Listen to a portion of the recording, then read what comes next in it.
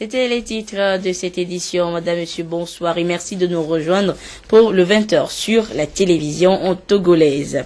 Tout d'abord, les échos de la primature. Ce vendredi, le chef du gouvernement, Kwesi Sele-Agodzi Ahomezunu, a reçu en première audience une délégation du groupe CIFAO, conduite par le directeur général de CIFAO Technologies, un nouveau service du groupe. La délégation est allée exprimer sa gratitude au Premier ministre pour avoir parrainé justement le lancement des activités de CIFAO Technologies au Togo. En deuxième position, ce sont les relations de coopération entre Lomé et le Caire qui ont meublé les discussions entre le Premier ministre et Mohamed Fawzi Al-Erian, chargé d'affaires de l'ambassade d'Égypte au Togo. Nous écoutons messieurs Nouni et Al-Erian au micro de Carmen Madji. Nous sommes venus remercier le Premier ministre qui a accepté de parrainer le lancement officiel des activités de CIFAO Technologies au Togo. Nous avons bien évidemment saisi cette occasion pour échanger sur l'environnement économique, l'environnement des TIC au Togo et bien évidemment les projets futurs et les défis futurs dont le Togo devra faire face pour lutter contre la fracture numérique. J'en ai profité pour bien évidemment lui transmettre les amitiés du président du groupe CIFAO. Et nous avons l'intention donc de développer de manière très forte, très intense nos activités au Togo. Nous avons discuté la coopération bilatérale entre l'Égypte et le Togo, cet pays frère pour le Togo. Il y a très forte relation entre les deux pays depuis 1960, depuis l'indépendance en effet de le Togo. Et que nous discuter aussi la coopération à la future. Nous proposons une coopération entre la port de Lomé et le secteur de maritime en Égypte. Il y a aussi un stage pour la lutte contre l'Ebola en Égypte pour les Togolais durant cette semaine. Nous évaluons tous les sujets concernant cette semaine. Vote unanime des députés ce vendredi du projet de loi portant modernisation de l'action publique de l'État en faveur de l'économie. Un vote unanime qui permet ainsi au gouvernement de disposer d'un cadre légal rénové fixant des régimes de privatisation des entreprises publiques, de l'expropriation pour cause d'utilité publique et surtout de concession de services public. Nous reviendrons plus en détail sur cette plénière à l'Assemblée nationale dans le courant de ce journal. Autre actualité, la semaine nationale de la microfinance démarrée lundi dernier s'est achevée ce vendredi avec un panel qui a réuni les acteurs de la mise en œuvre du Fonds national de la finance inclusive et les partenaires pour une rétrospective des activités menées depuis le lancement de ce fonds par le président de la République il y a 9 mois. Il était également question d'un partage d'expériences avec d'autres pays présents à cette semaine de la microfinance. Et tout ceci dans une perspective de rendre plus inclusive la finance pour toutes les couches sociales. Les précisions avec Clarisse Aticlé. Les résultats très encourageants enregistrés par le Fonds national de la finance inclusive à travers son premier produit, APSEF, accès des pauvres aux services financiers, forcent ici l'admiration de la République du Bénin, très avancée sur ce terrain et qui a toujours accompagné le Togo dans la dynamique de l'inclusion financière. Le Togo est déjà très bien parti et aussi l'option qu'a choisi le Togo est une option qui ne peut qu'apporter du succès. C'est la même option que le Bénin et d'autres pays qui ont connu un programme de financement inclusif ont choisi. Cette option-là qui est d'une part d'associer les acteurs même du secteur, du sous-secteur donc de la microfinance. Bien entendu qu'il faut une volonté politique et le Togo là, il faut une politique volontariste, le Togo s'y est engagé. Mais il faut d'abord et avant tout que le technique, donc le professionnalisme prime dans les différents programmes de finance inclusive. À ce panel, tous les secteurs d'activité soutenus par le Fonds national de la finance inclusive sont représentés. Le fonds vise à combler les besoins des populations, surtout les plus vulnérables en matière de microcrédit. Un volet pris en compte également dans le projet Vision Togo 2030 mis en place pour l'émergence du Togo. À partir du moment où on génère de nouveaux revenus, ça permet aux populations d'accéder et de financer les questions de logement, les questions de santé et les questions d'éducation.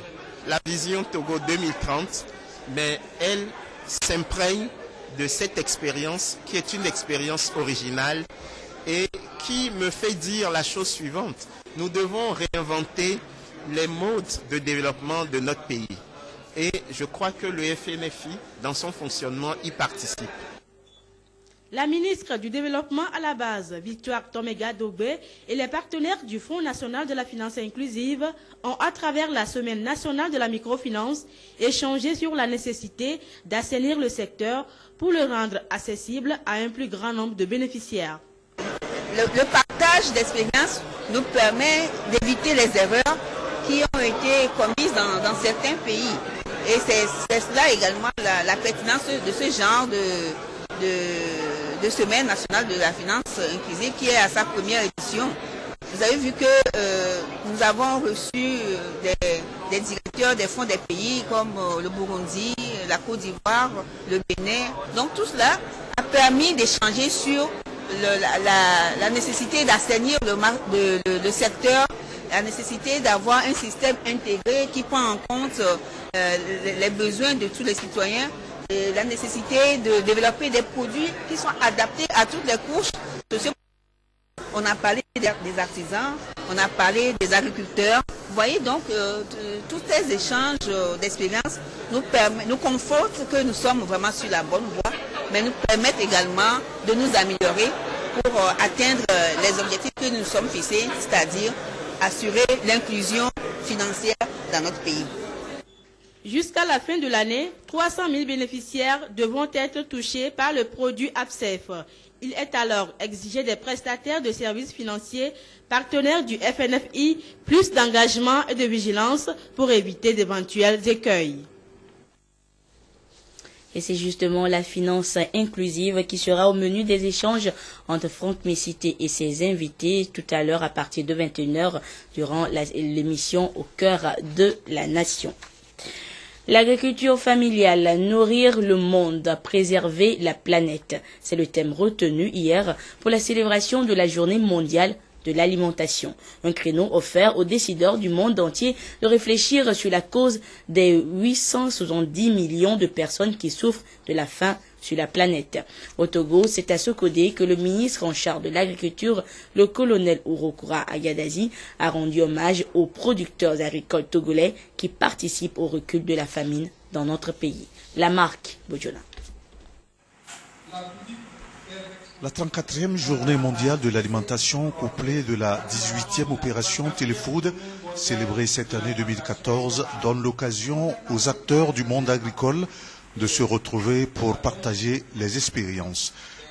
L'agriculture familiale, nourrir le monde, préserver la planète est le thème sous lequel est placée cette célébration. Thème qui interpelle les initiateurs à rendre hommage aux producteurs agricoles. Les agriculteurs familiaux, les familles en général qu'on connaît en Afrique, produisent beaucoup et apportent beaucoup à la sécurité alimentaire. Mais ils ne sont pas connus.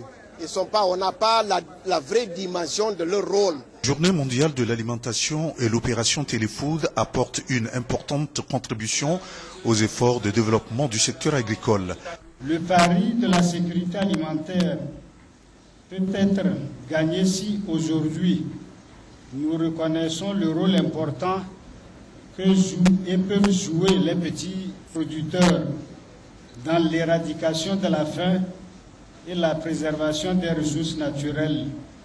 Les efforts du gouvernement en matière de lutte contre l'insécurité alimentaire ont été reconnus par la FAO. Donc par rapport à ces résultats, il nous en souvient qu'en juin 2013, le chef de l'État a été distingué par l'une des institutions mondiales. Aujourd'hui, c'est une fierté pour le Togo parce que de toute la planète, le Togo figure parmi les 63 pays à être primés.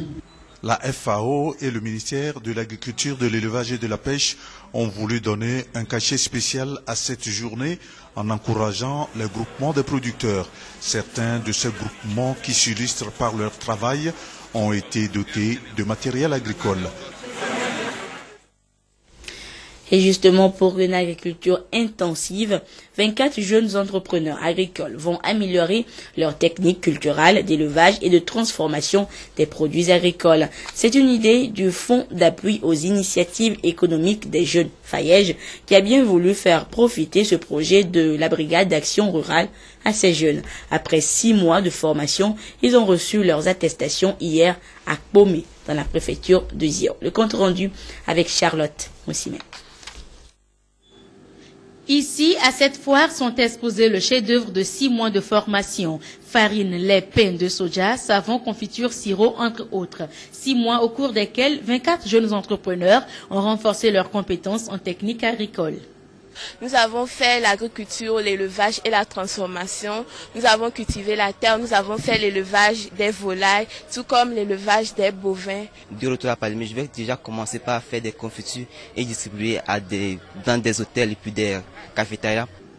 La brigade d'action rurale Bras-Cru, initiatrice de ce projet, qui est à sa 3e édition, a bénéficié de la coopération technique et financière du FAEJ et de l'ANPE, des structures qui mettent en synergie leurs actions pour combattre le chômage à travers la promotion de l'entrepreneuriat.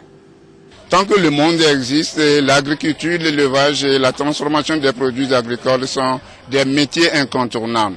Donc, et c'est un secteur porteur d'avenir. Nous espérons qu'au jour d'aujourd'hui, ces jeunes-là sont des jeunes qui sont réellement à mesure d'entreprendre dans le secteur agricole. D'ici 5 ans, nous aurons de véritables agro-businessmen au Togo. Progressivement, le pari de l'entrepreneuriat est en passe d'être gagné. Le gouvernement s'y emploie avec nombre d'initiatives acquises à la cause des jeunes diplômés sans emploi.